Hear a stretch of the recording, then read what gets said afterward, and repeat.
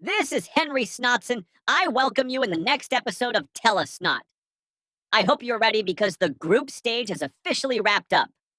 After weeks of fierce battles, jaw-dropping upsets, and enough injuries to keep apothecaries busy for a lifetime, it's time to find out who's advancing to the playoffs and who's heading home.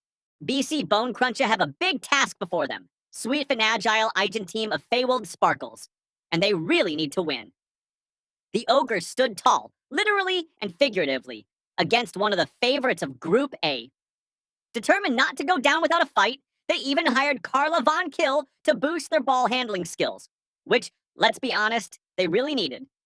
The first half saw the ogres holding firm, dishing out bruises instead of compliments to the elven ladies. However, even the toughest punches couldn't break Sparkle's determination. With just seconds left in the game, they pulled off a desperate equalizer, leaving the ogres' playoff hopes dangling by a thread. Remember when the Weatherton HQ caught fire? Well, turns out the local firefighters mistook the players for the flames and went a little too hard with the water buckets. With the elementals still drying off, Border Princes take the free win and move on. Final score, walkover for Defiance. Many were waiting for this one, especially the ogres of BC Bone Cruncher, who needed a specific result to keep their playoff hopes alive. The Spartans came in fired up after training with the ogres, and for the first time, we saw them take the fight straight to their opponents. However, despite their best efforts, the coordinated teamwork of the orangutans threw them off their game. The judges nearly pulled off an upset, but a failed pass in a crucial moment sealed their fate. The Supremes snatched victory in the dying minutes, sending judges home with their heads held high. Final score, 1-0 for GKS Shambani Supremes. Remember BC Bone Cruncher's playoff dreams? Yeah, they're buried in the sands of Nehakara now. So that's where the missing witch elves were. Turns out they've been flirting with the half-elves instead of training. Classic elves, huh? Unfortunately for the witches, their hearts got played as hard as their team did this season. The half-elves confused them so much that they completely forgot their match date. Final score, walkover for 50-0. This wasn't a match, it was a massacre. From the very first whistle, the elf warriors of Isha's Revenge dominated the dust goblins, tearing through their formations like a hot knife through butter. Their opening drive was nothing short of surgical, weaving through the sluggish goblin defenders with an almost cruel precision. The dust goblins, despite their best efforts, couldn't lay a finger on the elusive elven ball carriers. And their attempts at forming a cohesive defense crumbled within seconds. Their only answer to the elven speed was brute force, but even that failed spectacularly, as the magical constructs meant to serve as their enforcers were too slow to react to the rapid movements of their opponents. Each attempted block or tackle was swiftly dodged, leaving the Dopkins flailing in the dust, sometimes quite literally.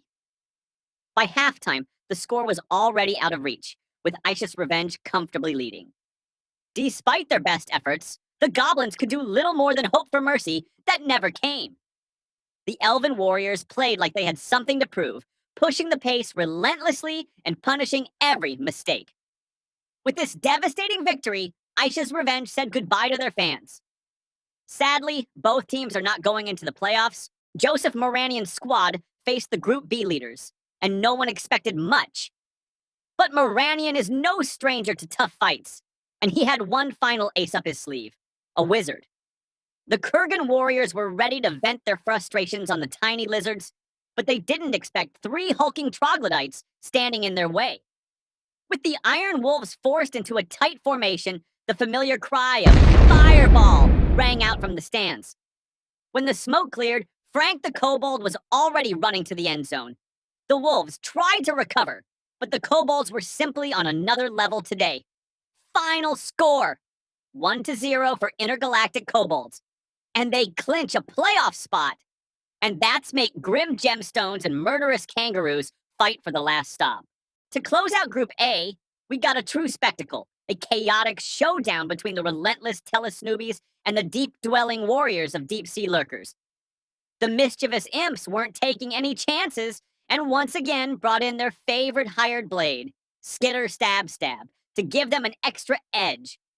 As expected, the imps immediately launched themselves at their opponents, eliminating one of the massive sea crabs before the lurkers could even get their footing.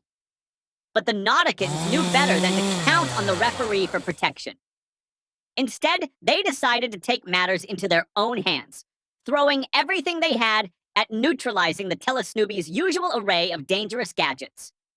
What followed was less of a match and more of an all-out brawl, leaving the battlefield littered with battered players, including Skitter himself, who got caught in the carnage and was forced out of the game. That was a devastating blow for the imps, but somehow they still managed to equalize right before halftime, setting the stage for a fresh start. Well, if you ignored the ever-growing injury count. If you thought the imps were running low on toys after that first half, think again. While the referee was distracted doing a head count of who was still breathing, the little devils casually snuck in their signature death machine, their dreaded steamroller. With this new weapon of destruction in play, the lurkers found themselves scrambling for survival, hemorrhaging players as they desperately fought to stay in the game. Against all odds, though, their bold, last-ditch efforts paid off as they managed to push forward for a crucial late touchdown. By the final whistle, both teams looked like they had just survived a shipwreck. The lurkers were down both of their crabs and left with only 7 players, while the imps, despite suffering 5 injuries, 1 fatality, and 3 ejections, still had 10 players standing, just enough to force yet another last-second equalizer. With a final score of 2-2, both teams march on to the playoffs, battered but very much still in the hunt for the championship. If this match was anything to go by, the semifinals are going to be an absolute bloodbath. At long last, Group B finally caught up to the relentless pace of Group A, and what a way to close out the group stage.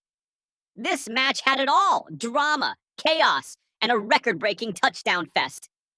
Lumbria once again called upon Cindy Pie Whistle, hoping to exploit the infamous lack of agility in their elemental opponents. But, as fate would have it, that clumsiness turned out to be contagious, as both teams struggled to do something as simple as pick up the ball.